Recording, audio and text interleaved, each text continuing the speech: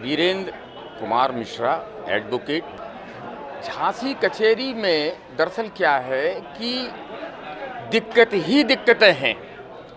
अभी हमारे जो चुनाव का माहौल चल रहा है और इसमें जो प्रत्याशी खड़े हुए हैं, किसी भी प्रत्याशी ने दो जो समस्याएं प्रमुख हैं उनके बारे में किसी प्रत्याशी ने कुछ भी नहीं कहा है।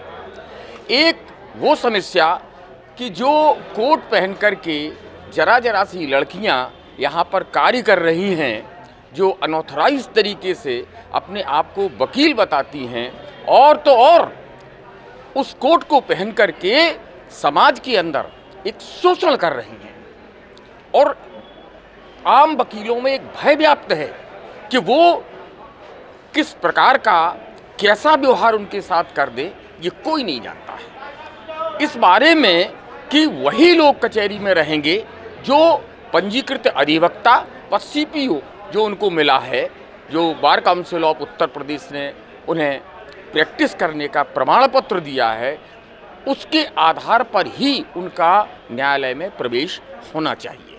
लेकिन इस बारे में किसी भी अधिवक्ता ने जो प्रत्याशी के रूप में आज सामने हैं इस चुनाव में, किसी ने कुछ नहीं कहा है, मौन है।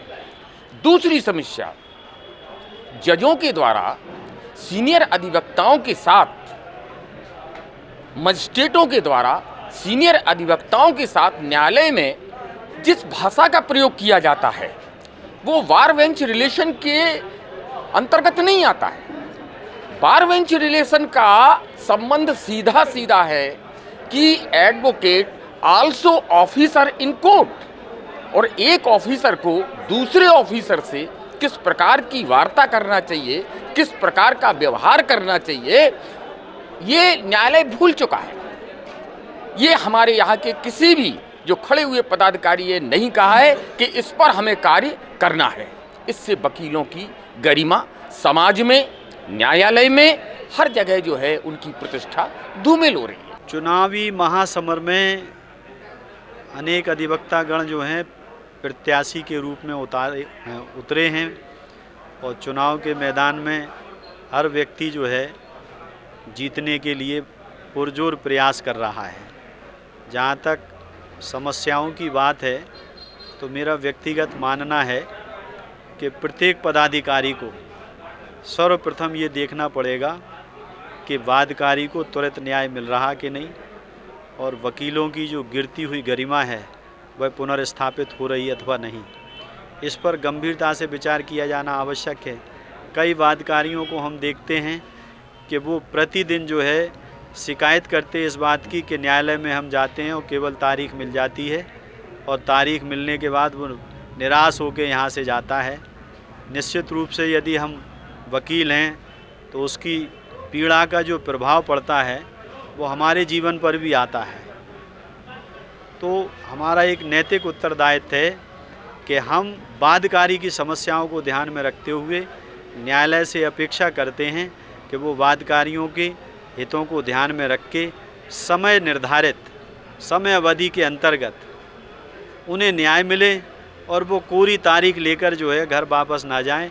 तो उससे ऐसा हमें भी खुशी होगी इस प्रकार की कि हम उनसे जो पारिश्रमिक ले रहे हैं वह निश्चित रूप से सही पारिश्रमिक है, और यदि पारिश्रमिक लेने के बाद केवल मात्र वादकारी को तारीख ही लेके जाना है तो वो अपनी जो अंतरात्मा है उसकी वो बहुत पीड़ा उत्पन्न करती है। मैं अपेक्षा करूंगा कि सभी पदाधिकारी और प्रत्याशियों से कि इस ओर ध्यान दें कि न्याय की जो प्रणाली है उसमें त्वरितता, गंभीरता, अधिकारियों द्वारा अधिवक्ताओं का सम्मान, इन सारी चीज़ों को ध्यान में रख के ही अगर वोट डालेंगे जिससे जिला अधिवक्ता संघ की गरिमा बढ़े और ऐसे व्यक्ति का चुनाव करें जिसके लिए हम कह सकें कि ये हमारे गार्जियन उचित हैं।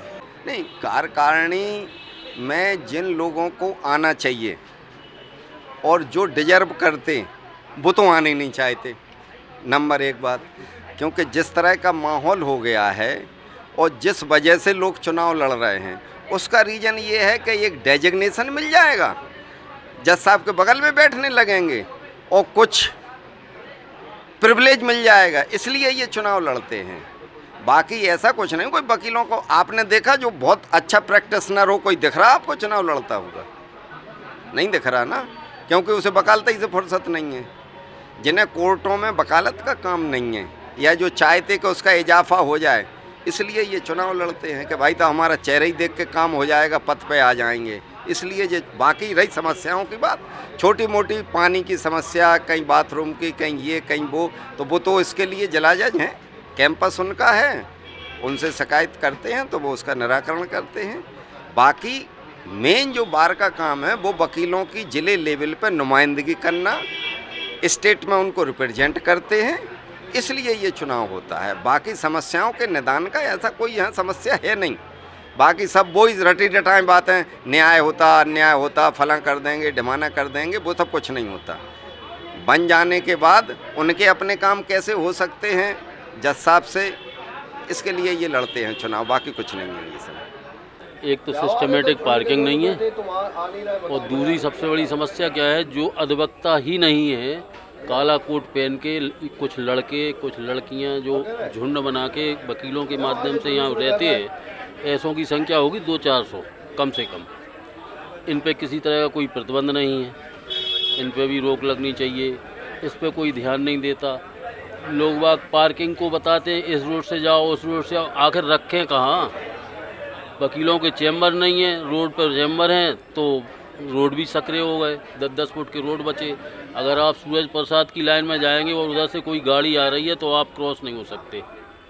ऐसे में कभी कभी वकील जज्जी में जाने के लिए गेट पे ही खड़े रह जाते हैं 5-5 मिनट के लिए। ये सारी समस्याएं। अच्छा, इसी में फल वाले खड़े रहते हैं यहीं पे, कुछ स्टॉलें लग गई, डोसा चाउमीन चाट वाले खड़े हैं, ये सब लोग घेरे हैं। ये हैं बाहरी समस्याएं।